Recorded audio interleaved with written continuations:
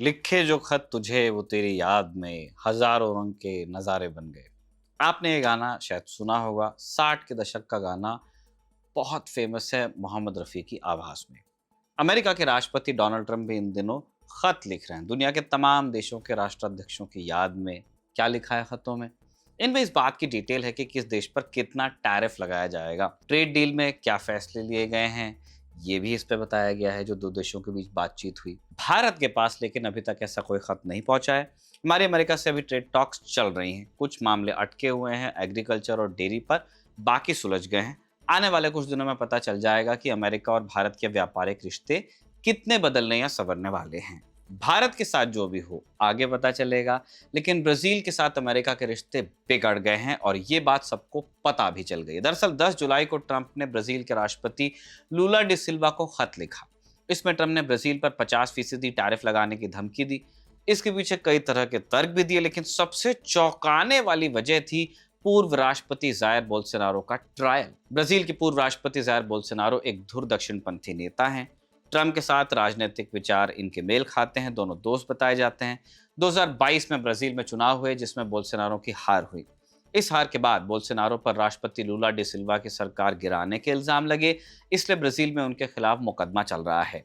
अगर आरोप साबित हुए तो उन्हें जेल भी हो सकती है, लेकिन अब ट्रंप ने कह दिया है कि बोल्सोनारो के साथ गलत हो रहा है, उन्हें फंसाया गया है, इसलिए हम ब्राजील पर 50% टैरिफ लगाने जा रहे हैं। हमने आपने अब तक यही सुना कि टैरिफ का इस्तेमाल आमतौर पर व्यापार में फायदे के लिए किया जाता है, अपनी अर्थव्यवस्था को प्रोटेक्ट करने के लिए। लेकिन अब ट्रंप इसका इस्तेमाल राजनीतिक हित साधने के लिए भी कर रहे हैं, अपनी आइडियोलॉजी को सूट करने वाले लोगों को बचाने के लिए भी कर रहे हैं। कम से कम उनकी चिट्ठी से तो यही नजर आ रहा है। राष्ट्रपति लूला ने भी ट्रंप की चिट्ठी का जवाब दिया है। कहा है कि अगर अमेरिका हम पर एक तरफा टैरिफ लगाता है तो हम भी उस पर पलटकर टैरिफ लगाएंगे। ऐसी धमकी चीन के बाद ब्राजील ने ही दी है। अब तक कोई भी और ट्रंप को ऐसी भाषा में जवाब देने की हिम्मत नहीं कर पाया है। तो आज के शो में इसी बात का पता लगाएंगे कि बोल्सोनारो के लिए ट्रंप ने ब्राजील से पंगा क्यों लिया। इसके बाद ब्राजील में ही हुए ब्रिक्स समिट पर भी चर्चा करेंगे, जहां प्रधानमंत्री मोदी ने भी शिरकत की थी। फिर आपको भारत और अमेरिका की ट्रेड डील के ताजा अपडेट्स देंगे, बताएंगे कि बात कहां तक पहुंची है। नमस्कार, स्वीकार कीजिए निखिल का आप खबर गांव का डेली इंटरनेशनल बुलेटिन राजदूत देख रहे हैं।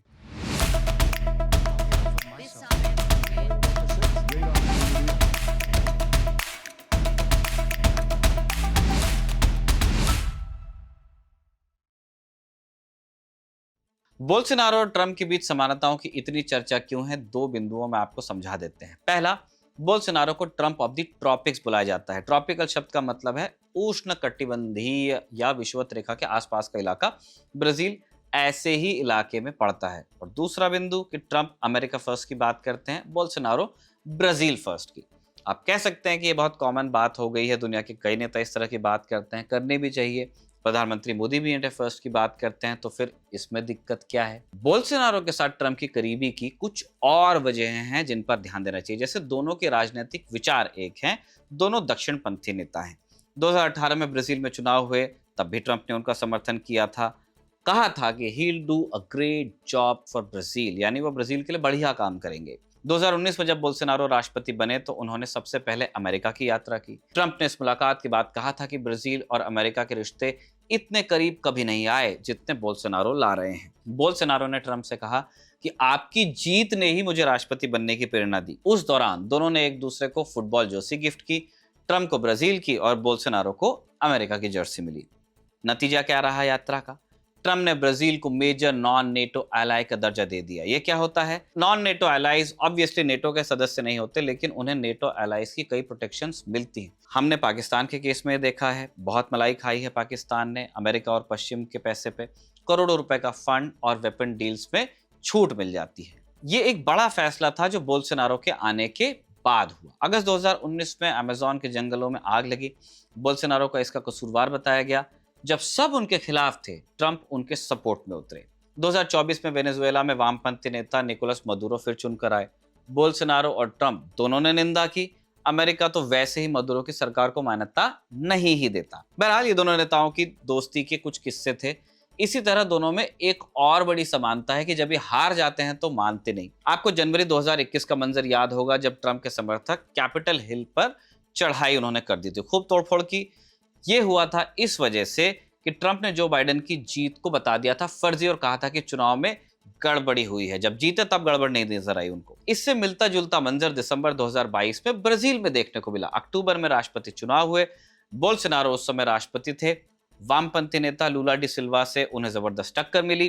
पहले राउंड की वोटिंग में कोई नतीजा नहीं निकला। दूसरे राउंड की वोटिंग में लेकिन कम मार्जिन से लूला जीत ही गए। इसके बाद क्या हुआ?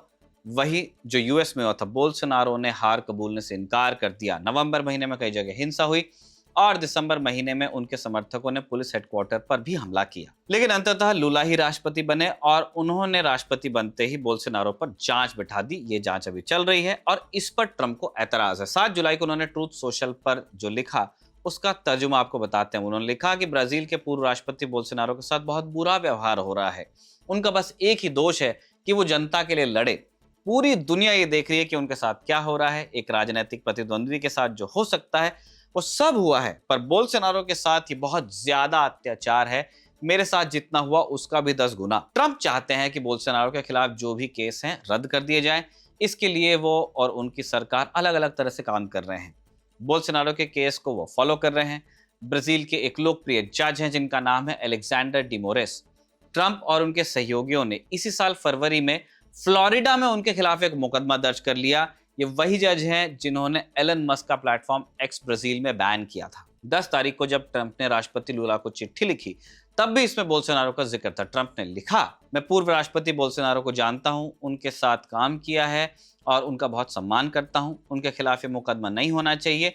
ये एक विच हंट है जिसे तुरंत बंद किया जाना चाहिए। ये सब हो रहा था तो राष्ट्रपति लूला ने भी पलटवार किया। उन्होंने प्लेटफॉर्म एक्स पर लिखा कि ब्राजील एक संप्रभु राष्ट्र है जिसके पास स्वतंत्र संस्थाएं हैं और वो किसी भी प्रकार की दखलंदाजी को स्वीकार नहीं करेगा। एक तरफा टैरिफ बढ़ाने के किसी भी प्रयास का जवाब ब्राजील के कानून के तहत दिया जाएगा। जैसे हमने आपको पहले बताया, चीन के बाद ब्राजील ही वो देश है जिसने अमेरिका पर भी जवाबी टैरिफ लगाने की धमकी दी थी। ट्रंप भी ये क्लेम करते हैं कि ब्राजील के साथ अमेरिका का व्यापार घाटे में गया है, जबकि ये सच्चाई नहीं है। खुद लूला ने भी ये बात बताई है।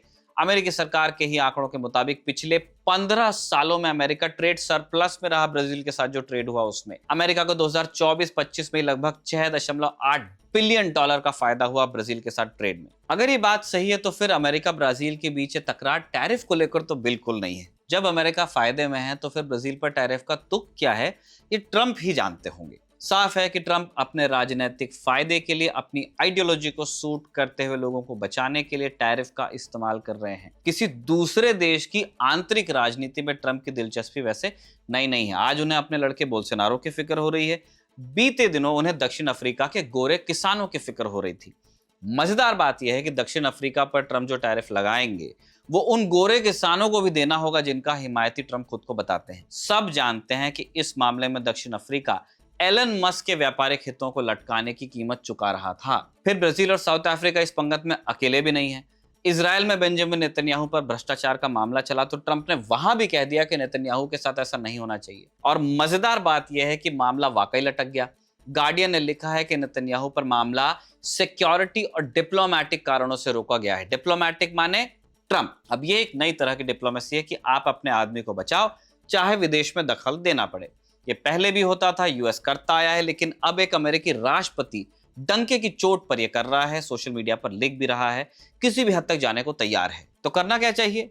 ब्राजील के राष्ट्रपति को चाहिए कि वो पाकिस्तान से सीखे, ट्रंप से जुड़े क्रिप्टो कारोबार में हिस्सेदारी लें, ट्रंप के बेटे की कंपनी में पैसा लगाएं, फिर उन्हें भी आसिम मुनीर की तरह व्हाइट हाउस में बैठाकर खिलाया जाएगा। खैर, हम लौटते हैं टैरिफ सागा पर।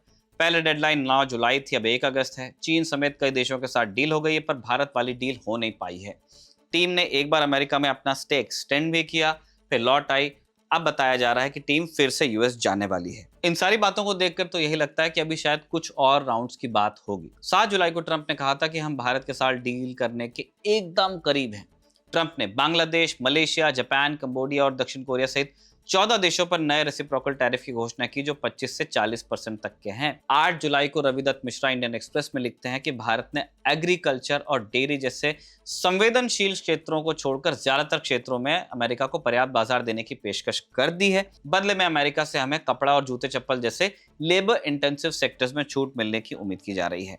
भारत डेयरी और एग्रीकल्चर के क्षेत्र में अमेरिका को नहीं आने देना चाहता, क्योंकि भारत का एक बड़ा तबका अपनी आजीविका के लिए इस पर निर्भर है। हम ये बात विस्तार से राजदूत के एक एपिसोड में बता चुके हैं, लिंक आपको डिस्क्रिप्शन में मिलेगा। पिछले दिनों 14 देशों की लिस्ट आई थी जिनमें इंडिया का नाम नहीं था। जिनका नाम था उन पर कितना कितना लगा वो बता देते हैं। लाओस और म्यांमार पर सबसे ज्यादा 40%, थाईलैंड और कंबोडिया पर 36%, इंडोनेशिया पर 32%। ये सभी देश पिछले कुछ वर्षों में चीन के करीब गए हैं और ये भी एक ज्यादा टैरिफ की एक बड़ी वजह है। भारत के साथ डील में वैसे एक एंगल और है और वो है ब्रिक्स। ब्रिक्स देशों पर एक्स्ट्रा 10% टैरिफ लगाने की बात ट्रंप कर रहे हैं। 6 और 7 जुलाई को ब्राजील में ब्रिक्स सम्मेलन हुआ। इसी सम्मेलन के दौरान ट्रंप ने कह दिया कि ब्रिक्स देशों पर 10% तो एक्स्ट्रा टैरिफ लगाऊंगा, क्योंकि ब्रिक्स बना ही यूएस को काउंटर करने के लिए था। इसमें ब्राजील, रूस, भारत और चीन जैसे देश शामिल हैं। ईरान भी पिछले दिनों इसमें शामिल हुआ। रूस, ईरान पर अमेरिका ने प्रतिबंध लगाए हुए हैं और चीन के साथ पहले ही डील हो गई है। इसलिए सबसे ज्यादा इंतजार भारत के साथ होने वाली डील का है। जो भी होगा राजदूत में हम आपको जरूर बताएंगे। चलते आपको ये भी बता दें कि ब्रिक्स समिट में हुआ क्या, कुछ पॉइंटर्स हैं। गजा में चल रही जंग की आलोचना की गई है, साथ ही ईरान पर जून में हुए हमले की भी निंदा की गई। ईरान पर हमले की निंदा ब्रिक्स पहले भी कर चुका है। ईरान और गजा पर तो बात हुई, लेकिन रूस की निंदा नहीं हुई। कैसे होती? रूस खुद ही ब्रिक्स का अहम सदस्य है। रूस ने यूक्रेन पर हमला शुरू किया। रूस पर कुछ कहने के बजाय ब्रिक्स ने रूस पर यूक्रेनी हमलों की निंदा की। ब्रिक्स के बयान में ट्रंप के एक तरफा टैरिफ पर भी निशाना साधा गया। कहा गया कि ये टैरिफ वर्ल्ड ट्रेड ऑर्गेनाइजेशन के नियमों का उल्लंघन करते हैं और इसी निंदा के बाद ट्रंप ने ब्रिक्स देशों पर 10% एक्स्ट्रा टैरिफ की घोषणा की। तो ये टैरिफ वाला चैप्टर यहीं तक। एक अपडेट आपको और दे रहे हैं, ये बांग्लादेश से आया। पिछले साल अगस्त में बांग्लादेश में तख्ता पलट हुआ था। शेख हसीना देश छोड़कर भाग गई थी और उन पर प्रदर्शनकारियों पर गोली चलवाने का इल्जाम लग गया था। इस मामले में बीबीसी की एक रिपोर्ट आई है जो हसीना की मुश्किलें बढ़ा सकती है। बीबीसी आई ने हसीना की फोन कॉल का वो ऑडियो वेरीफाई करने का दावा किया है जिसमें वो प्रदर्शनकारियों के खिलाफ कार्रवाई का आदेश देते हुए सुनी जा रही हैं एलिजेडली। लीक हुए ऑडियो में हसीना कहती हैं कि प्रदर्शनकारियों के खिलाफ घातक हथियारों का इस्तेमाल करो, प्रदर्शनकारी जहां भी मिले उन्हें गोली मार दो। बांग्लादेश में उनके खिलाफ केस चल ही रहा है। अभियोजक इस रिकॉर्डिंग को हसीना के खिलाफ सबूत के तौर पर इस्तेमाल करना चाहेंगे। आगे के जो अपडेट्स होंगे हम आपको राजदूत में बता देंगे। आज का राजदूत इन्हीं जानकारियों के साथ कंक्लूड होता है। इसे रिकॉर्ड किया था श्रेष्ठ ने और राजदूत की इस किस्त को लिखा था साजिद ने। आप देखते रहिए खबरगांव।